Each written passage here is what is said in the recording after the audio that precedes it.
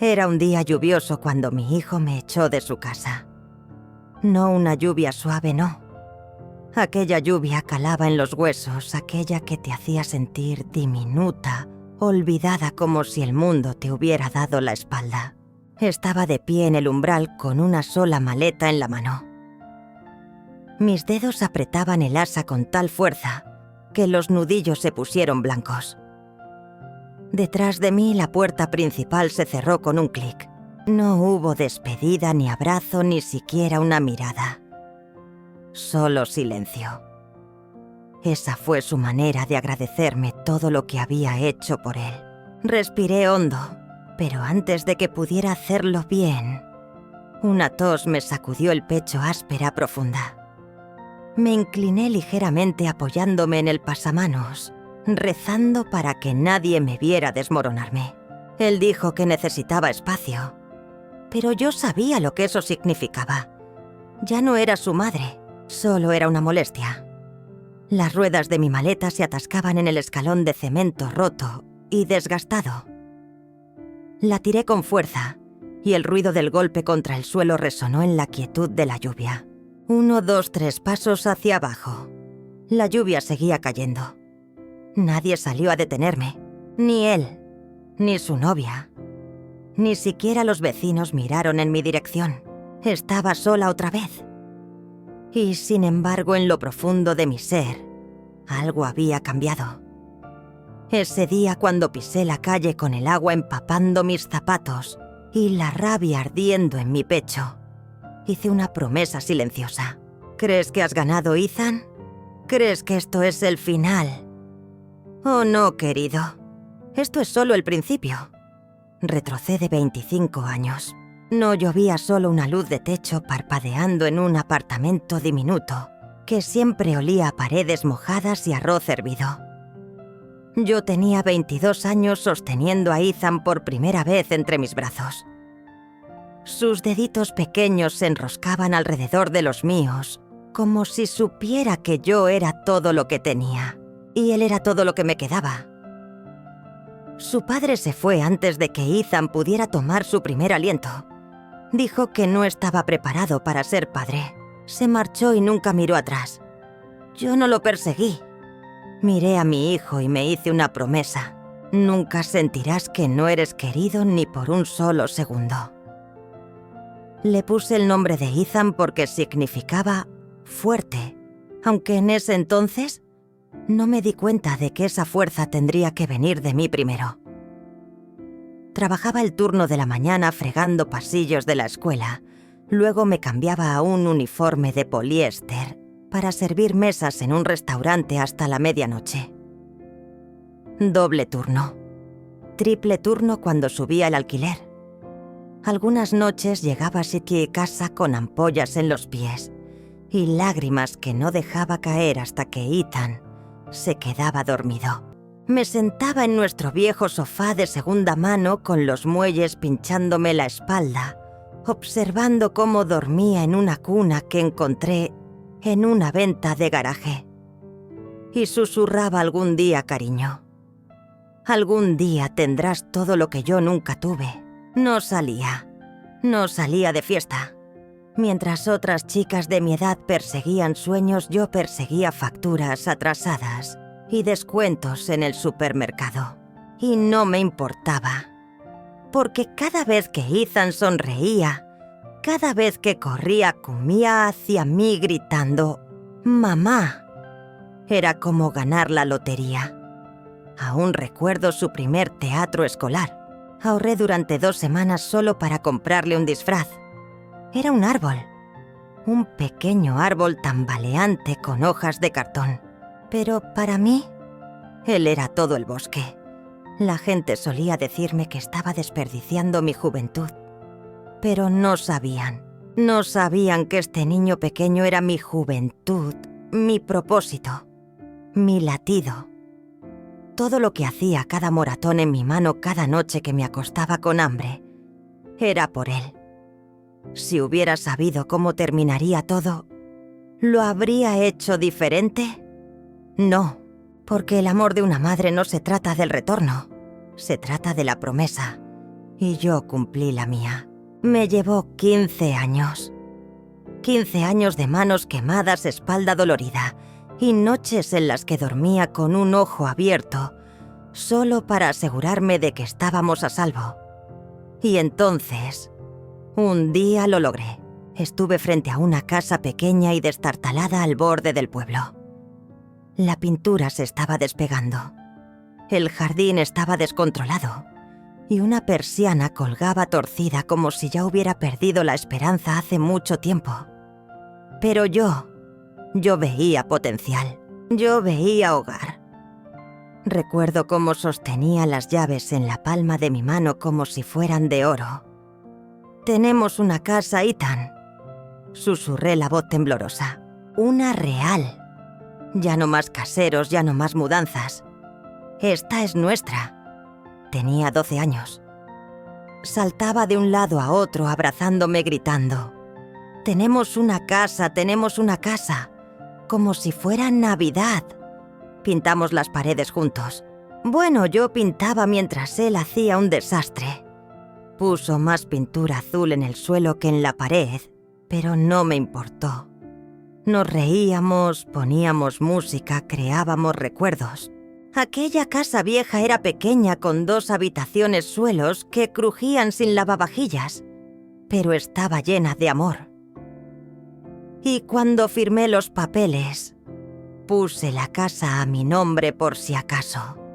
Pero lo miré a los ojos y le dije: «Un día cuando seas mayor esta será tuya». Sonrió de orejas y a oreja. «Eres la mejor mamá del mundo». Y yo le creí. Esa casa no era solo un techo sobre nuestras cabezas. Era la prueba de todo lo que había sobrevivido. Cada cicatriz, cada sacrificio, cada noche que lloraba en silencio, ahora estaba vertida en esas 4 paredes y una cerca torcida. Un hogar construido con amor y confianza. La misma confianza que algún día regresaría para atormentarme. Ethan volvió de la universidad con un corte de pelo nuevo, una chaqueta de moda y una chica a su lado. Se llamaba Mandy. Bonita, educada, un poco demasiado perfecta. Sonrió ampliamente. Me llamó Miss Linda. Trajo vino que no podía pronunciar y se ofreció aquí a ayudar con los platos después de la cena. Al principio me sentí feliz. De verdad lo estaba. Pensé: mi hijo está creciendo. Está enamorado. Las primeras semanas fueron como un sueño. Cenábamos juntos, nos reíamos de las historias de su vida universitaria. Incluso saqué viejos álbumes de fotos mostrándole a Mandy fotos de Ethan de pequeño disfrazado de calabaza en Halloween. Ella se reía y se sonrojaba. Él puso los ojos en blanco y sonrió. Pero luego algo cambió. Empezó de a poco. Una puerta cerrada en su habitación durante la cena. Un silencio incómodo cuando entraba a la cocina. Mandy dejó de llamarme Miss Linda. No me decía nada. Simplemente se quedó en silencio. Una noche, mientras pasaba por su habitación, oí susurros. La voz de Mandy: «Está un poco en el camino». Me quedé congelada. Me dije a mí misma que lo había oído mal, que no lo decía en ese sentido. Pero las cosas siguieron cambiando. Comenzaron a comer por separado, pedían comida para llevar y dejaban los envases en la basura como si yo no existiera.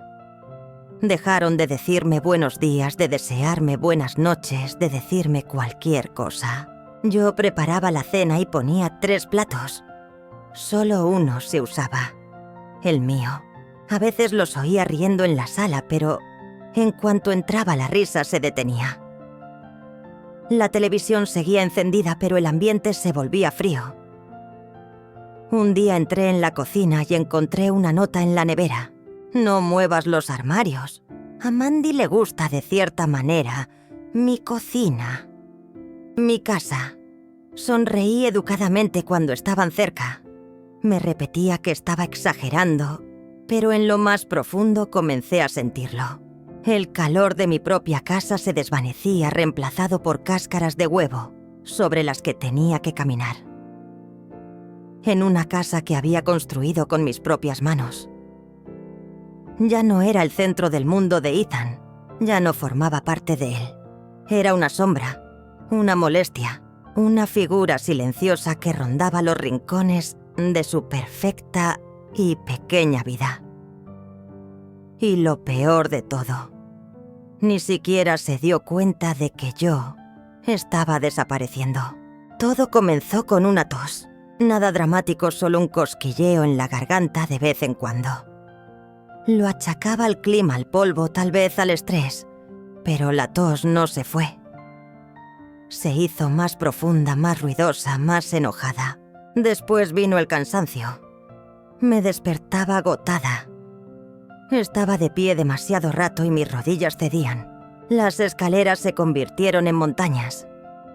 Incluso al revolver una olla de sopa, mis brazos dolían como si hubiera estado levantando ladrillos. Una noche casi dejé caer una sartén con arroz hirviendo. Mi mano simplemente cedió. Me aferré al mostrador jadeando. Nadie vino. Ellos estaban en la sala riendo por algo que salía de la televisión.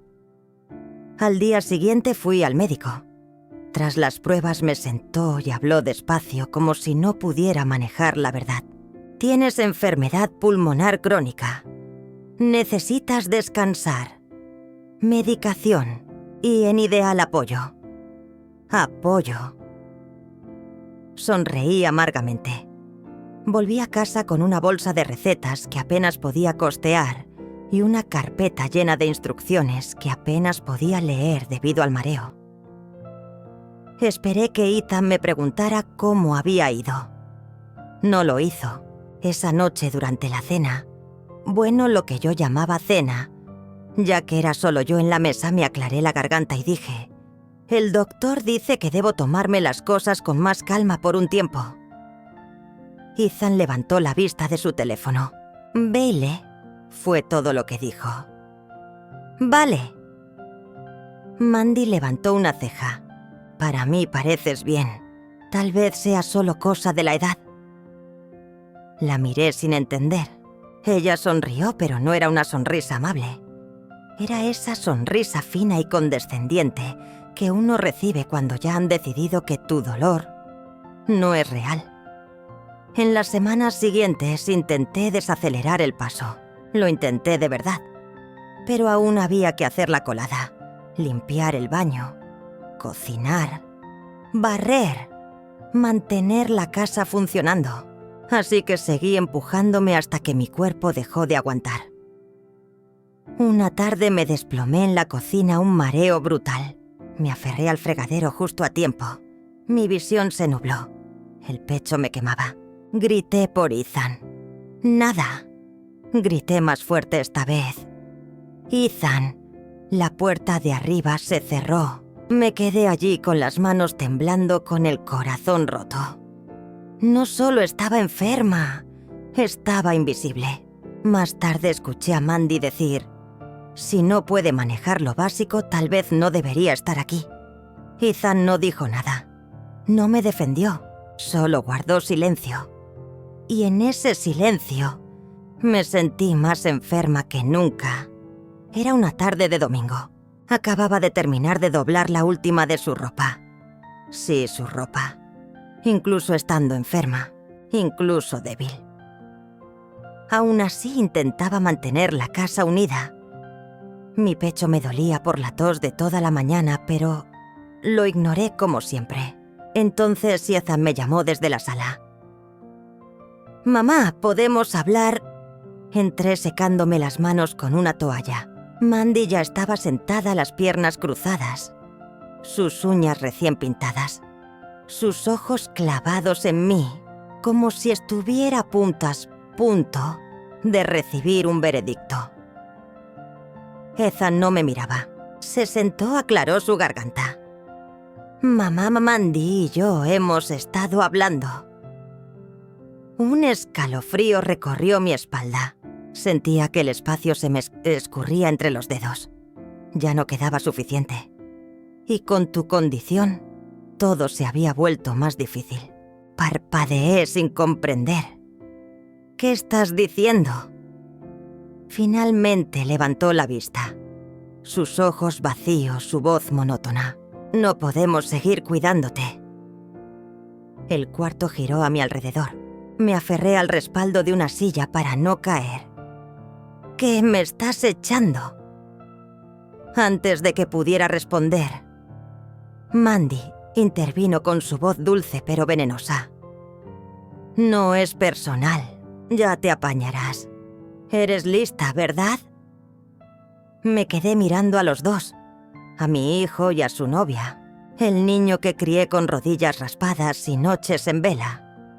El hombre que sollozó la primera vez que lo dejé en la guardería, ahora no podía esperar a verme ir. No dije nada, no pude. Las palabras se quedaron atoradas en el nudo que tenía en la garganta. No hicieron falta más respuestas. Mandy se levantó, caminó por delante de mí como si fuera un espectro, y Ethan la siguió. Yo me quedé allí aferrándome a la silla como si fuera lo único que me mantenía en este mundo. Me dieron una semana, 7 días para empacar y 25 años de amor, sacrificio y silencio. La primera caja que llené estuvo llena de suéteres. Tuve que sentarme a medio camino. El ardor en el pecho me ahogaba. Las manos me temblaban, pero nadie vino a ayudarme. Ni siquiera cuando dejé caer un vaso y se rompió en 1000 pedazos. Ni cuando tuve un ataque de tos tan fuerte que casi vomito. Ellos permanecieron arriba. Una noche hice sopa a la última cena. Pensé que tal vez se sentarían conmigo, compartirían un último momento. Pero pidieron comida tailandesa y vieron una película detrás de una puerta cerrada. En mi último amanecer arrastré mi maleta por el pasillo. Me detuve frente a la puerta de Ethan. Escuché risas. La suya. La de ella también. Toqué suavemente. Ya me voy. Silencio. Luego la voz de Mandy plana y distante. Buena suerte. Eso fue todo. Ni un vaso de agua.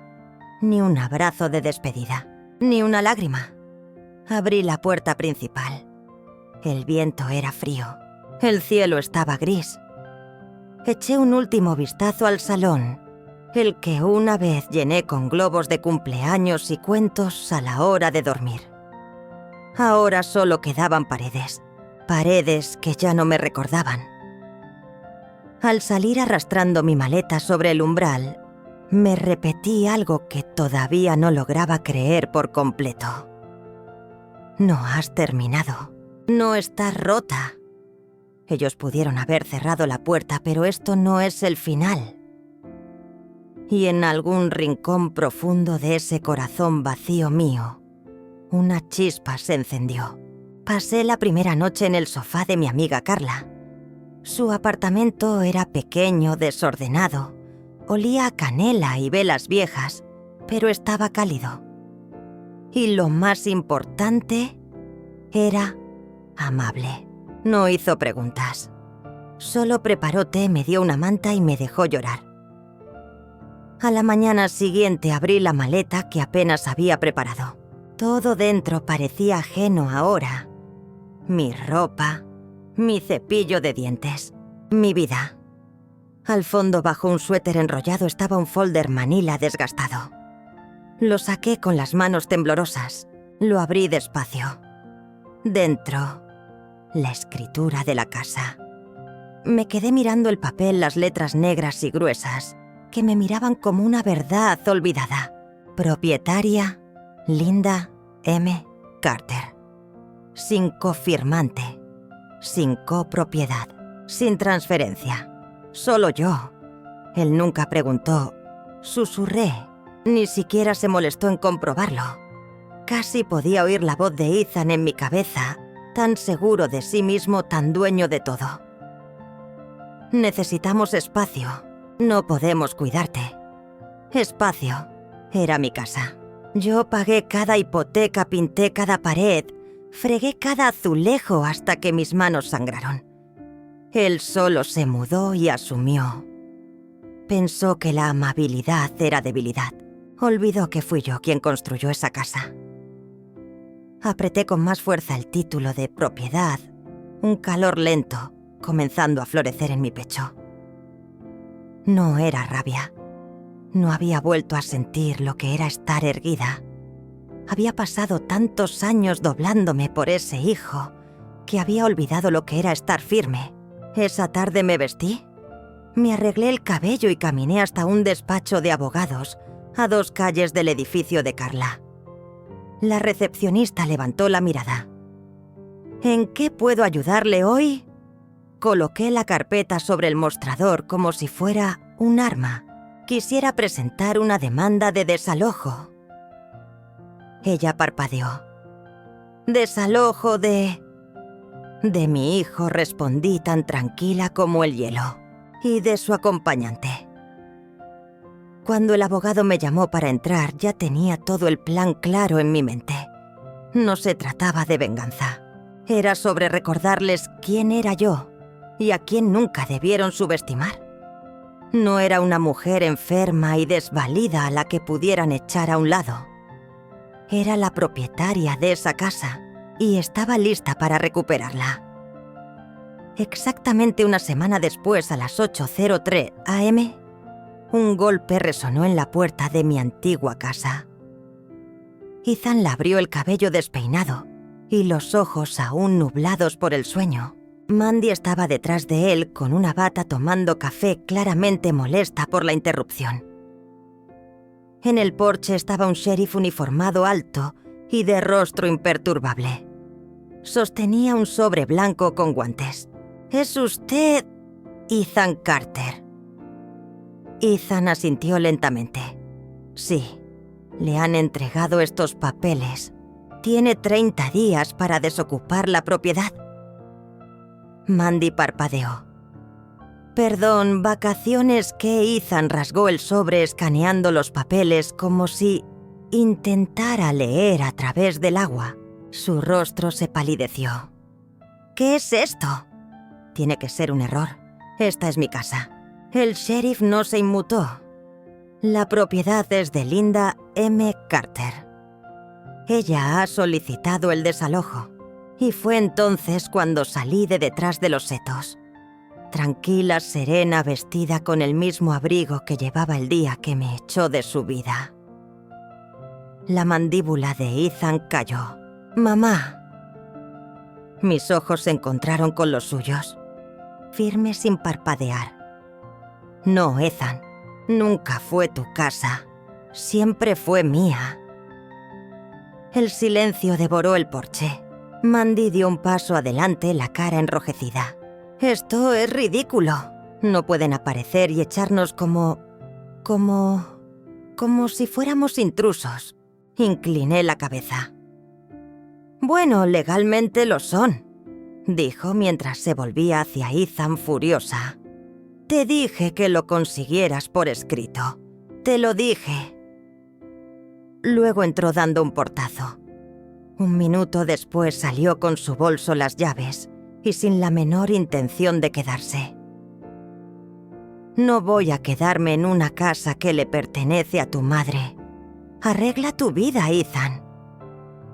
Sin decir una palabra más se fue. Ethan me miró, sus ojos abiertos de par en par, la voz quebrada. «¿Mamá?» «Vamos, no puedes estar hablando en serio». No levanté la voz. «No lloré. Dijiste que necesitabas espacio». Tragó saliva. «Dijiste que no podías encargarte de mí». Bajó la mirada. «Entonces ahora tienes espacio, Ethan. 30 días de espacio».